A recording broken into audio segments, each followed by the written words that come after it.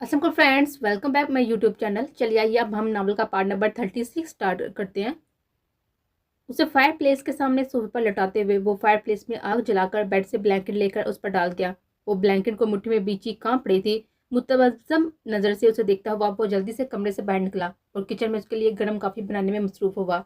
जब उसके फोन की रिंग ट्यून बजी। लूसीफर इन लोगों को रेड रूम ट्रांसफर कर दिया है। वो पहले ही डरे हुए हैं, कह रहे हैं कि वो सबके नाम बता देंगे, क्या करना है उन्हें मौत की आड़ी हद तक करवो। ये एहसास दिलवाओ कि कितनी बड़ी गलती की है। मेरे वतन की तरफ और मेरी फैमिली की तरफ मैली आंख से देखने का नतीजा किस कदर भयानक नाक निकल सकता है। वह फोन पर ग्रीफ मजबूत करता हुआ क्रस्त लहजे में बोला, ओके। मैक्स ने कॉल मुनकता की थी। वो लंबा सांस हवा के सुपुर्द करता हुआ कॉफी का कप उठाए तेज कदमों के साथ अपने कमरे के जाने बढ़ा। वो ब्लैंकेट में भी थर थर कांप रही थी। एंजल, उठे, ये पी लें, सर्दी कम हो जाएगी। उसे सहारा देकर उठाता वो स्पार्ट लहजे में बोला। वो थोड़ी सी आंखें वार करते हुए उसके कंधे पर सर टिका गई थी। उसके सफेद लब थरथरा रहे थे। उसने उसका ठंडा हाथ थामते हुए कप उसके थरथराते होंठों से लगाया था। वो छोटे छोटे गुण पड़ती हुई गर्म कॉफी को हल्क में अंडेल रही थी। आधा कप पीकर उसने उसे हाथ से इशारा किया तो वो कप सर पर रखता उसके करीब बैठा, उसका सर अपने कंधे पर टकाता उसके हाथ की हथेली को अपने मजबूत हाथ से रखने लगा। वो सर को होली से गिराती हुई आंखें बंद करने लगी। एंजल, होश में रहें प्लीज। उसके चेहरे को हल्का सा थपथपाता वो फिक्रमंदी से बोला। अशीक ने आंखें वाकी थी। हमें बहुत सर्दी लग रही है, हम मर जाएंगे। वो धीमे लहजे में बड़बड़ाई, जबकि उसके ये इल्फात तो उसके दिल की धड़कन और सांसों को खींच चुके थे। ऐसा सोच भी कैसे सकती हैं आप? कुछ नहीं होगा आपको। उसके हाथ को अपनी हथेली से रगड़ता वो क्रस्त लहजे में बोला। वो धीमी से मुस्कुराई थी। इतना प्यार क्यों करते हैं आप हमसे शाह? उसके दूसरे हाथ को थामता वो एक पल को सागत हुआ था, फिर उसके हाथ को अपने हाथ में लेता उसके हथेली को धीरे से अपने हाथ से रखने लगा। बोले, वरना हम सो जाएंगे। वो जिद करते हुए मन मनाई वो संजीदगी से उसको देख रहा था। यह कौन सा वक्त है जिद का? वो स्पार्ट लहजे में बोला और वो फिर से मुस्कुराई। उसके चेहरे पर अपने लिए इस कदर फिक्र देकर वो खुद को दुनिया की सबसे खुशकिस्मत लड़की समझ रही थी। कितना प्यार करता था वो आहर उससे। हम कल यूनी नहीं जाएंगे शायरी। वो हल्की सी मुस्कुराई थी। आपको इस वक्त यूनी की पड़ी है? सीरियसली? वो संजीदगी से बोला था। वो इस बार गहरी मुस्कुराई थी। एक बात बोले हम शायरी? हम ना बहुत प्यार करते हैं आपसे। वो एक पल को साकत हुआ, उस पार नजर से उसके सफेद पड़ते हुए चेहरे को देखा। नीम व आंखों से उसके हसीन नकूस चेहरे को गहरी नजर से देख रही थी। हमें नींद आ रही है। उसे सोफे से उठा चुका था। उसे बेड पर लटाते हुए उसे उस पर ब्लैंकेट दुरुस्त करके डाला। हमारे पास रहें। उसका हाथ पकड़ते हुए सरगोशी करते हुए बोली। बस 5 मिनट। वह उसकी परेशानी पर बिखरे बाल पीछे करता हुआ अपनी मोहब्बत से इस जगह लप रखता हुआ बोला और वो मुस्कुराए। वो फर्स्ट एड किट लेकर वहां से निकला था, क्योंकि इस वक्त उसकी ब्लैक शर्ट तकरीबन खून से बढ़ गई थी। शर्ट उतारकर नीचे डालता हुआ वो मिरर के सामने आया और बाजू की बैंडेज करने में मसरूफ हुआ। जब उसके फोन की बेल दोबारा बजी, वो फोन स्पीकर पर करता हुआ दोबारा बैंडेज करने में मसरूफ हुआ। शाबीर, तुम ठीक हो? हमें इत्तला मिली है कि तुम पर अटैक हुआ है। जनरल की पश्चिमान आवाज सुनकर वो हल्का सा मुस्कुराया था। आपको सर? मैं बिल्कुल ठीक हूँ और सही सलामत हूँ। वो ताजुब से झूठ बोल चुका था। शाह, मैंने तुमसे पहले भी कहा था, जिस काम में तुम पड़ चुकी वो खतरे से हाल ही नहीं है। वो लोग तुम पर गहरी नजर रखे हुए हैं। तुम क्यों नहीं समझते? मैं जानता हूँ तुम्हें लगी है, मगर तुम्हें तो एहसास नहीं है खुद का, ना अपनी फैमिली का। अपने साथ साथ तुम इस लड़की की जान भी खतरे में डाल रही हो। बैंडेज करता उसका हाथ साकत हुआ था। आप शायद ठीक कह रहे हैं सर, लेकिन मैं उसके बगैर नहीं रह सकता। ये भी तलख हकीकत है। वो संजीदगी से जम पर आइमट लगाता हुआ बोला। उसे कुछ वक्त के लिए खुद से दूर रखो। इनफैक्ट मैं कहूंगा कि उसे कहीं छुपा दो।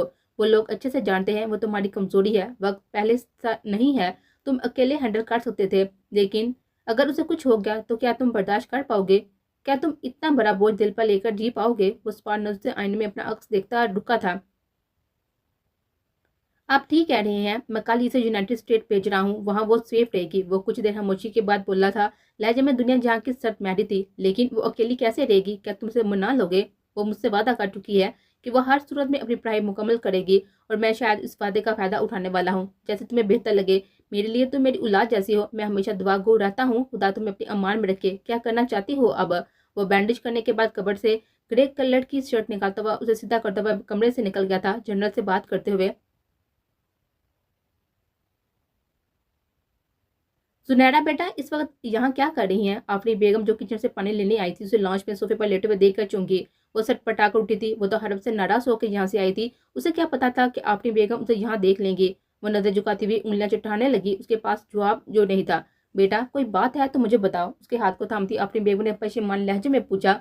वो अपनी माँ को इस तरह भी नजर से देखकर उन्हें गले लगा गई थी। अम्मी, हर्ब ने मुझ पर और शाबीर भाई पर इल्जाम लगाया है, मुझे करेक्टर लेस कहा है। भाई शायद इसी वजह से घर छोड़ गए हैं। वो रोती हुई चली गई थी। आफरीन बेगम ने उसके बिखरे बात सहलाते हुए उसकी सारी बात सुनी, लेकिन बाद में उन्हें समझ आ गई वो गलत है, इसलिए वो हमसे माफी मांग रहे हैं, मगर हम माफ नहीं कर रहे। सोनी ने गाल से आंसू साफ करते हुए हिचकी ली। आफरीन बेगम ने उसे सोफे पर लटाया, उसके पास बैठ गई। बेटा, एक बात कहूँ, जब आपका और हर्ब का निकाह हुआ था तब आपने उसके साथ जो कुछ किया, उसे जो कुछ सुनाया गया, क्या उसकी माफी आपने उसे मांगी? जुनैना ने चूम कर अपनी बेगम को देखा, पिल्ला बीच कर नजर झुका गई। गलती सबसे होती है, आपने उस पर हाथ तक उठाया, उसने भी उठाया शायद, लेकिन आपने अपने किए की शायद माफी नहीं मांगी, मगर वो मांग रहा है। आपको जिंदगी साथ गुजारनी है मेरे बच्चे, ऐसी बातों को जितला नहीं सकती तो मिलकर बैठकर हल ढूंढो। वो वहां है, आप यहाँ हैं, ऐसे तो किसी मसले का हल नहीं निकलेगा ना। जुनैना ने सर को धीरे से हिलाया। जाओ मेरी बच्ची, आप समझदार हो, अपने जहन से सोचो। जी अम्मी। वो अपनी बेगम का हाथ थामते हुए उन्हें देखकर हल्का सा मुस्कुराई और अपने कमरे में चली गई थी। घड़ी रात का 2:30 बजा रही थी। वो सोफे पर बैठा उसे देख रहा था, जो नींद में अभी तक हल्का हल्का कांप रही थी। उसके दिलो दिमाग में इस वक्त जंग चल रही थी। वो दिल हारने का नाम नहीं ले रहा था। वो कैसे उसे खुद से दूर पे था, यही सोच सोच कर वो परेशान था। कैसे दूर कर सकता हूँ आपको खुद से एंजल? वो गहरी नजर से उसे देखता हुआ खुद से बोला था, फिर उठा और उसके पास आया। उसके ठंडे चेहरे को अपने गर्म हाथ की पूंछ से छुआ। वो गर्माइश महसूस करती हुई उसका हाथ नींद में अपने चेहरे पर लगाकर उसके हाथ पर ही सर ढके थी। वो मुबहम सा मुस्कुराया था। मैं सब ठीक कर दूंगा इंशाल्लाह, और फिर आपको अपने पास वापस ले आऊंगा। मुझे माफ कर देंगी ना आप? मैं उससे दूर भेजने लगा हूँ आपको, वो धीमे लहजे में बोला। तो वो नींद में कसमसाई थी। अपने हाथ को आहिस्तगी से वापस लेते हुए वो उठा था, मगर उसका हाथ पकड़ चुक गई थी। वो पीछे मुड़ा था, वो जो आंखें वाकई उसको देख रही थी। उसका हाथ अभी बर्फ जितना ठंडा था। एक जानब वो परेशान था, क्या उसने सब सुन लिया था जो कुछ उसने कहा था? आप सोई नहीं? उसके करीब बैठा उसके बालों में उंगलियां चलाते हुए नरमी से बोला। वो धीरे से सर को नाम में हिलाती हुई उसके हाथ को अपने दोनों हाथों में थाम गए। हमें बहुत डर लग रहा है, ऐसा लग रहा है कि आप हमें उससे अलग कर देंगे। आप ऐसा मत, कभी मत करना। उसके कंधे पर सर रखती वो धीमी आवाज में बोली। उसने सर बढ़ते हुए आंखों को बंद किया था। ऐसा कभी नहीं होगा अशी, उसके चेहरे को थमता स्पॉट लहजे में बोला था। आप हमें एंजल बुलाया करें। जब आप हमें अशी कहते हैं, हमें लगता है आप हमें प्रया कर रहे हैं, वो उदास लहजे में बोली थी। शाबी के दिल ने एक बीट मिस की थी। वो कर भी तो यही रहा था। स्पॉट नजर से उसके चेहरे को देखता हुआ वो दिल ही दिल में खुद को कोस रहा था। आप परेशान ना हुआ करें, जब आप परेशान या गुस्सा होते हैं हमें बहुत डर लगता है आपसे, उसका चेहरा थामती मासूमियत से बोली।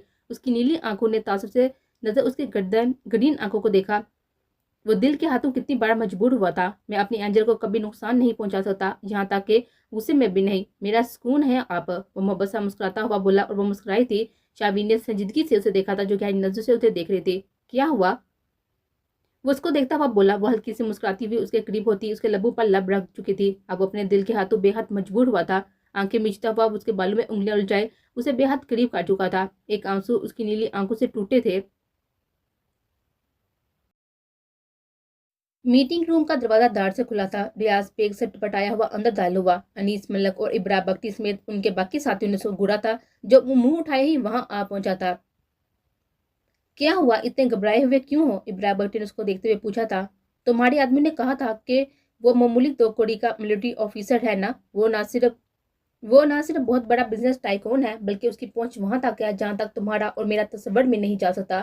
तुम जानते हो कल जिन लोगों ने उसको बचाया वो कौन थे? क्रिमिनल्स थे वो। डार्क वेब्स के दुनिया के सबसे खतरनाक मुजरम, जिन तक पुलिस के हाथ तो दूर की बात है, जिनके नाम तक पोशीदा है। क्या दिमाग खराब हो गया है तुम्हारा? तुम सही कह रहे हो, मुझे लगता है इसने कल कुछ ज्यादा ही पी लिया, इसलिए बहकी बहकी बातें कर रहा है। अनीस मलक ने हाथ को झटते हुए इब्राहिम बख्ती को देखकर लापरवाही से कहा। वो बहुत बड़ा माफिया डॉन है, इनफैक्ट वो बहुत बड़ा क्रिमिनल है। रियाज बेग ने दांत पीसे। क्या बकवास है यार, वो मिलिट्री इंटेलिजेंस के लिए काम करता है, हम सब जानते हैं। इब्राहिम बख्ती ने नागवारी से बरकाते हुए रियाज बेग को घूरते हुए कहा। मैं सच कह रहा हूँ, किसी को नहीं छोड़ेगा वो, सुन लो तुम सब। रियाज बेग ने बुखलाए हुए अंदाज में कहकर कुर्सी पर बैठा। सब जब उसके फोन पर बैक वक्त एक मैसेज आया था, सबने एक दूसरे को देखा और फिर अपना फोन उठाया। इसे मत खोलना, मैं कह रहा हूँ, ये इस हैकर का काम है। रियाज बेग ने घबराते हुए फोन टेबल पर रखा, जबकि मलक अनीस ने मुंह बनाते हुए लिंक पर क्लिक किया था। उसके फोन पर एक अननोन वेबसाइट ओपन हुई थी।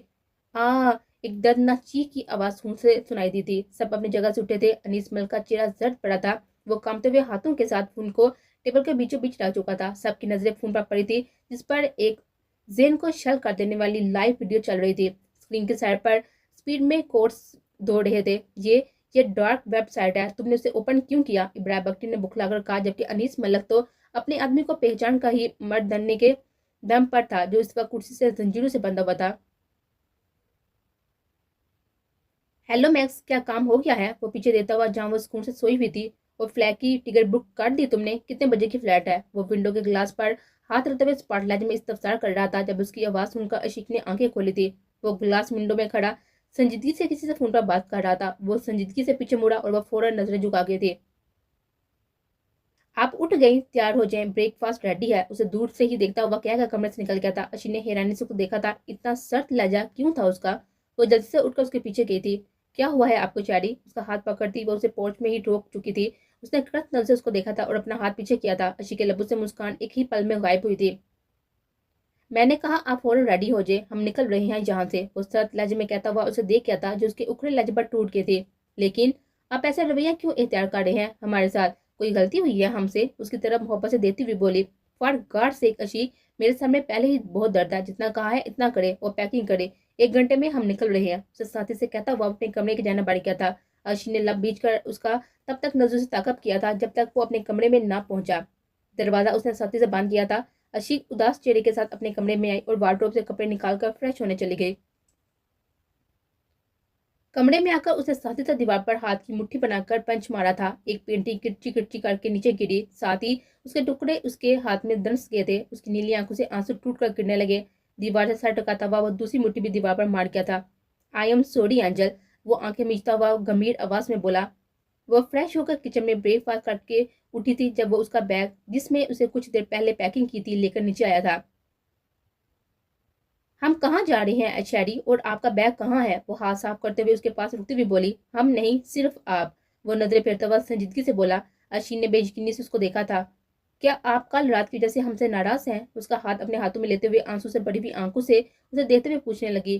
कब खत्म होगा आपका ये बचपना? मैं तंग आ गया हूँ आपसे अशीक, हर वक्त बचपना। क्या दिमाग खराब है आपका? वो अपना हाथ जटता हुआ वो पीछे हटता उस पर चलाया। अशीन ने झुर्री लेते हुए खौफ से आंखें बंद की थी। चाबी का दिल धड़कना भूल चुका था। वो तो ऐसे लहजों से उससे बात नहीं करता था ना ही वो सख्त लहजों की आदी थी। सर, टाइम होने वाला है फ्लैट का। मैक्स पोर्च में दाखिल होता हुआ बोला था। दोनों ने उसको देखा था। हम नहीं जाएंगे आपको छोड़ के, आप नाराज हो ले हमसे, लेकिन हमें उससे दूर मत कीजिए। उसका बाजू थमती हुई रुंधी हुई आवाज में बोली। शाबी ने चेहरे का रूह पे कर आंखें मीची थी। मैक्स ने स्पॉट नजर से उसको देखा था। कितना मुश्किल हो रहा था उसके लिए।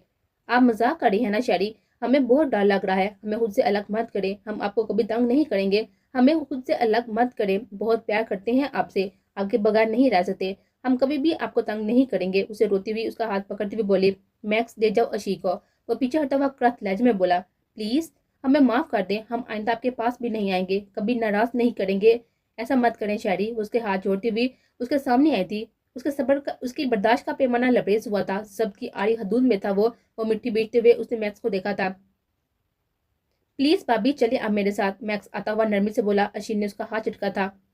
आप यही सजा देंगे ना हमें? कल रात तक आप हमसे मोहब्बत के दावे कर रहे थे और आज हमें अपनी जिंदगी से निकाल कर ऐसे कहीं भी फेंक देना चाहते हैं? वो चीखी थी। उसकी आवाज में बेहद कर्व था। हाँ, दिल बढ़ गया है मेरा। वो दिल पर पत्थर रखते हुए धीमे लहजे में बोला। अशी ने डूबती नजर से उसको देखा। वो बेजान सी हुई थी, या फिर वो सोच रही थी कि उसने ठीक से नहीं सुना। मजाक कर रही है ना आप? वो बेजान लहजे में बोली। नहीं, मैं सच कह रहा हूँ, दिल बढ़ गया है मेरा आपसे। मैं जान छुड़वाना चाहता हूँ आपसे। वो पैंट की पॉकेट में हाथ डालते हुए संजीदगी से बोला। वो सुरही माइल आंखों से उसको देखते हुए उसके पास आई थी। चिट्टा इस जोरदार थप्पड़ उसके चेहरे पर मार चुकी थी। वो सर आप बढ़ते हुए लापरवाही से उसे देखते हुए पीछे हटा। आप जैसे शख्स से मोहब्बत करना हमारी जिंदगी की सबसे बड़ी भूल थी। यकीन नहीं आ रहा कि आप ये कह रहे हैं। वो हाथ की पूंछ से आंसू साफ करते हुए पीछे हटी। मैक्स ने सख्त नजर से शाबी को देखा, जो दीवार से पूछ लगाता हुआ बेजान नजर से उसे देख रहा था, जो अपना बैग थामे आगे बढ़ रही थी। दुनिया के किसी भी कोने में पड़े रहेंगे हम, लेकिन खुदा से यही दुआ करेंगे कि जिंदगी में कभी भी आप हमारी नजरों के सामने ना आए। वो उसे देखते हुए पलट कर नफरत से कहती हुई गाड़ी की तरफ बढ़ गई थी। मैक्स अब लब बीचता हुआ उसके पीछे चला गया था। शामी ने सद आप बढ़ते हुए उसे घर में बैठते हुए देखा था। कुछ ही सेकंड में वो उससे बहुत दूर चली गई थी, बहुत दूर। वो अभी सदमे से संभला ही था जब उसे गेट पर गोल चलने की आवाज आई। वो पॉकेट से पिस्टल निकालते हुए तेज कदमों से गेट की तरफ बढ़ा था। कुछ कदमों पर वो रुका था। चौकीदार की लाश गेट के सामने पड़ी हुई थी। वो सीने पर हाथ रखे नीचे पड़ा था। उसकी आंखों की पुतलियां साकत थी। वो पॉकेट में पिस्टल रखते हुए तेजी से चौकीदार की तरफ बढ़ा, जो बेजान हो चुका था। क्योंकि गोली दिल के मुकाम पर लगी थी। वो पशेमान नजर से चौकीदार को देखते हुए उसकी सख्त आंखों पर हाथ रखता हुआ उन्हें बंद करता हुआ उठा था। जब उसकी नजर पास पड़े हुए एक कागज पर पड़ी, वो संजीदगी से उसको उठा चुका था। तुम सोचते हो कि तुम बहुत बड़े खिलाड़ी हो, तुम सोचते हो कि तुम मेरे आदमी को मरवा दोगे और मैं हाथ पर हाथ धरे बैठा रहूंगा। गेम तो तुमने शुरू किया है, तुमने मेरा आदमी मारा, मैंने तुम्हारा आदमी मारा, लेकिन अभी तुम पर उधार है। मैंने तुम्हारे पालतू कुत्ते रेहान को मनवाया और अब तुम्हारा चौकीदार मर गया। ये तुम्हारे लिए सबक है कि हमारे मामला में मुदाखलत करने से परहेज करो, वरना तुम्हारे मुल्क के साथ तुम्हारा एक एक अजीज रिश्तेदार तुम्हारे किए की सजा भुगतेगा। पेपर को मुट्ठी में बेचता हुआ वो मरोड़ कर नीचे फेंकता हुआ फोन निकालकर किसी का नंबर मिला चुका था, लेकिन दिल पुरसकून था क्योंकि वो यहाँ उसके पास नहीं थी, वो खतरे से दूर थी।